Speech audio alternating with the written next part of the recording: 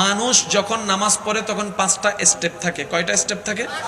আমি দেখাচ্ছি, আপনারা শুধু গুনবেন। আল্লাহু আকবার, আল্লাহু আকবার, সামি আল্লাহু লিমান হামিদ, আল্লাহু আকবার, আল্লাহু আকবার। কয়টা স্টেপ? জোরে বলেন কয়টা?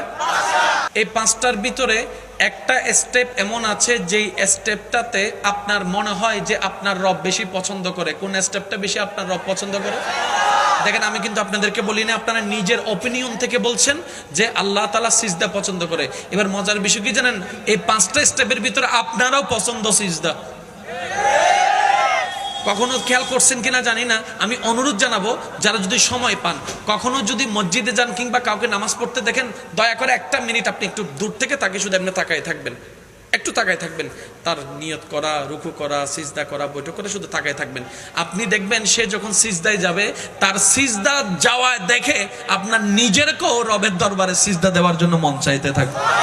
এটা এমন একটা পজিশন। এবার আসেন, বিজ্ঞান বলে যখন মানুষ সিজদায় চলে যায় তখন তার কপাল মাটিতে লেগে যায়, নাক মাটিতে লেগে যায়, হাত মাটিতে লেগে যায়, হার্টের জায়গাটা উঁচু হয়ে যায়। আর হার্ট যখন, আপনারা জানেন, সারা দেহের মধ্যে রক্ত সঞ্চালন হয় হার্টের মাধ্যমে। ওই হার্ট যখন উপরে চলে যায়, ব্রেন যখন নিচে চলে যায়, ওই হার্ট থেকে রক্ত সঞ্চালন ব্রেনে বাড়ে, যার কারণে ব্রেনে অক্সিজেন লেভেল বেড়ে যায়। বলেন সেজন্য দেখবেন মানুষ যত সিজদায় থাকে তত টেনশন ফ্রি হয়ে যায়, ডিপ্রেশন চলে যায়, ডিপ্রেশন চলে যায়।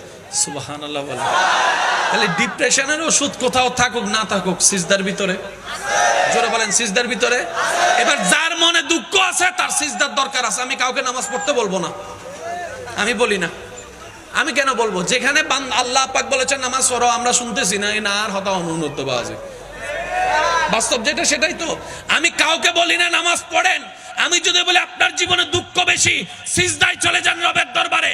কষ্ট বেশি, রবের দরবারে সিজদায় চলে যান। যন্ত্রণা বেশি, রবের দরবারে সিজদায় চলে যান। সংসারে অশান্তি, রবের দরবারে সিজদায় চলে যান। ব্যবসায় অশান্তি, রবের দরবারে সিজদায় চলে যান। কারণ এটা এমন এক মহান দরবার, হুয়াল্লাযী আনজালাস সাকিনাতা ফি কুলুবিল মুমিনিন। কোথাও নেই সেই শান্তি যেটা রবের দরবার থেকে পাওয়া যায়। বলেন সুবহানাল্লাহ। তাহলে যাদের দুঃখ বেশি তাদের সিজদা দেওয়ারও দরকার বেশি, কারণ রবের দরবারে সিজদা দেওয়ার জন্য একটা রাজকীয় কপাল দরকার। দেখেন, আপনি যখন মানুষের সামনে একবার মাথা ঝুঁকাই ফেলবেন, তার সামনে কখনো মাথা তুলতে পারবেন না। আজীবন কিন্তু মাথা নিচু করে রাখতে হবে। মানুষের সামনে যত ঝুঁকবেন সম্মান কমতে থাকবে, রবের দরবারে যত ঝুঁকবেন সম্মান বাড়তে থাকবে। আত্মীয়র বাড়িতে যত যাবেন দাম কমতে থাকবে। পৃথিবীর বুকে মসজিদ এমন একটা ঘর, যে ঘরে বান্দা যত যেতেই থাকে সম্মান, ইজ্জত, মর্যাদা বাড়তেই থাকে, বাড়তেই থাকে। এবার আসেন, নামাজের আগে কি দেওয়া হয়? এবার বলেন, রোজার আগে কোন আজান? হজের আগে আজান, যাকাতের আগে আজান, নামাজের আগে আজান কেন? আমরা এগুলো বাবার টাইম পাই না, আমরা শুধু ঝগড়া করার টাইম পাই। যেটা সত্য কথা।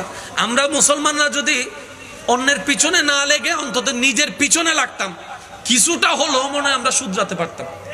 এবার আজানটা একটু খেয়াল করেন।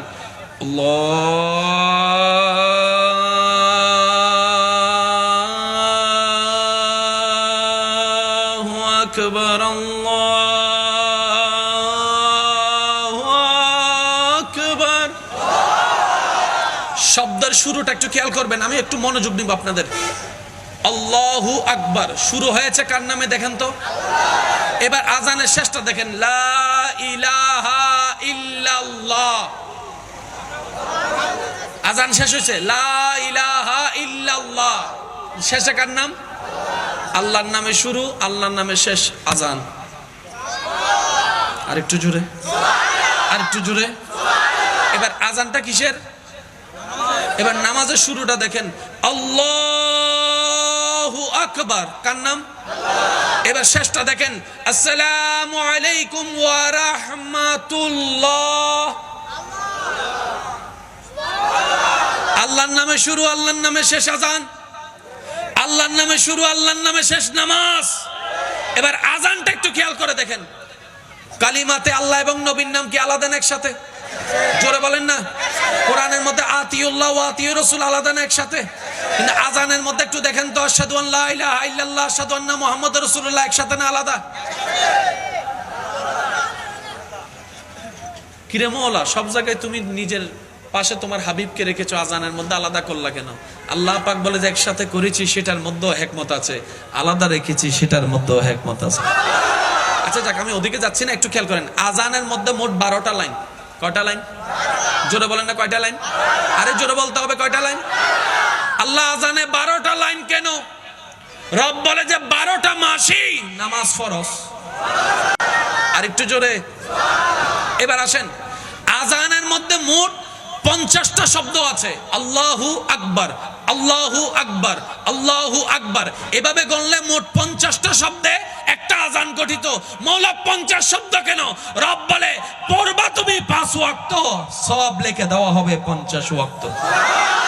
এর সবচেয়ে বড় ইন্টারেস্টিং ব্যাপার কি জানেন?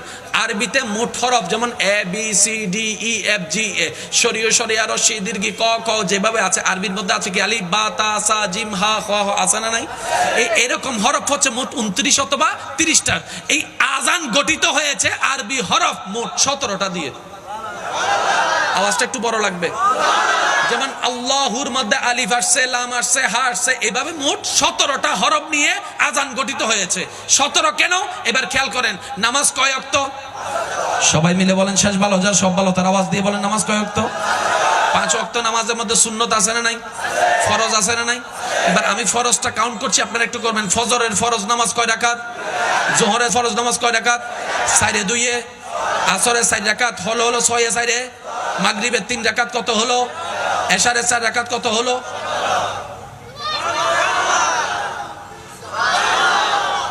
নামাজের ফরজ 17 রাকাত, আরবি হরফ 17টা দিয়ে আজান গঠিত।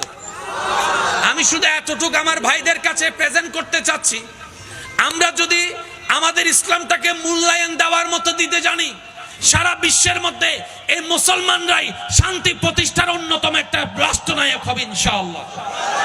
কারণ আপনি যখন মুসলমান হতে পারবে না, আল মুসলিমু মান সালিমাল মুসলিমুনা মিন লিসানিহি ওয়া ইয়াদিহি, রাসূল বলছে যে জবান থেকে হাত থেকে অন্যকে নিরাপদে রাখতে পারে না, সে কখনো মুসলমান হতে পারে না। অন্যকে মুসলমান, নিজেকে মুসলমান বানাইতে গেলে জবান হেফাজত করতে, কাউকে জবান দিয়ে কষ্ট দেওয়া যাবে, হাত দিয়ে আঘাত দেওয়া যাবে, পকেট মারা, মোবাইল চুরি করা, জোর করে জায়গা দখল করা, মানুষের নামে হামলা করা, আর একটু জোরে ছিনতাই করা, গাঁজা খাওয়া, ফেন্সিডিল খাওয়া, কোনায় বসে বসে টান দেওয়া যাবে। যদি মানুষ হন তাহলে দিয়েন না, আর আপনি যদি নিজের গরু গাধা বানান তাহলে করেন। ও নবীর উম্মতেরা, আমরা নিজের জান দিয়ে প্রাণ দিয়ে ইসলামকে ভালোবাসি কি বাসি না?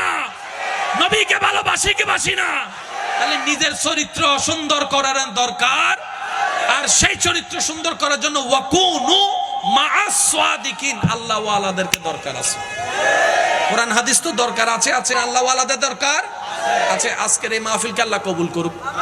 আমি সবার কাছে একটা হাত জোর করে অনুরোধ, 5 ওয়াক্ত নামাজ যতই ব্যস্ত থাকেন আল্লাহর ওয়াস্তে কখনো নামাজ ছেড়েন না। দেখেন, আপনি যে কাজের বাহিনা দিয়ে নামাজ ছাড়ছেন, এই কাজ একদিন থাকবে না, এটা থাকবে না। যে দোকান আপনি এখন, এই দোকান আপ থাকবে না, শেষ দিন শেষে আপনি যখন একা হয়ে যাবেন, আপনার মওলা ছাড়া আপনার পাশে আর কেউ থাকবে না। আর এই নামাজটা হচ্ছে ওই মওলাকে খুশি করার 1000টা মাধ্যমের একটা মাধ্যম। কথা বলেন ঠিক কি না? তাহলে আপনার এই নামাজটা দরকার আছে না নাই? অনেক সময় যদি ফজর পড়তেও না পারেন, জোহর থেকে শুরু করে দিবেন। আমি প্রায় সময় একটা কথা শুনি যে ফজর পড়ার ইচ্ছা আছে কিন্তু পারে নাই, সেই জন্য আর জোহরও পড়ে না, আসরও পড়ে না, এমন অনেকে হতে এখানে আছে। আল্লাহর ওয়াস্তেই কাজ করেন না। ফজর পড়তে পারেন নাই, থাক, আল্লাহ মাফ করে দিবে। জোহর থেকে শুরু করবেন, আসর থেকে শুরু করবেন, মাগরিব থেকে শুরু করবেন, নামাজ ছাড়া যাবে কেন? আপনি যত রবের দরবারে হাজিরা দিতে থাকবেন, আল্লাহ পাক আপনার রিজিকের মধ্যে বরকত দান করবে। সুবহানাল্লাহ। আরেকটু জোরে বলেন সুবহানাল্লাহ। দ্বিতীয় নম্বর কথা, মা বাবাকে কষ্ট দেওয়া। একটু বলেন না, মা বাবাকে কষ্ট দেওয়া। এখানে আপনারা অনেক কথা জানেন, শুধু আমি আপনাদেরকে একটা কথা বলি, যে রিজিকে চাই বরকত, সেজন্য মা বাবার সাথে সুন্দর ব্যবহার করে। আপনি যদি চান আপনার রিজিকে বরকত হোক, তাহলে মা বাবাকে খাওয়াইতে হবে, দিতে হবে। করা যাবে না। জোরে জোরে জোরে জোরে। রাতের 3টা বাজে আমরা ফার্স্ট করছি কি করি নাই? মা বাবাও সুস্থ হলে বিছানায় ফার্স্ট করে কি করে না? ও করা যাবে। কেউ যদি বলে মা বাবার জন্য এত খরচ করো কেন, আপনি বলবেন যে খরচ করি না, আমার রিজিকে বরকত বাড়াইতেছে।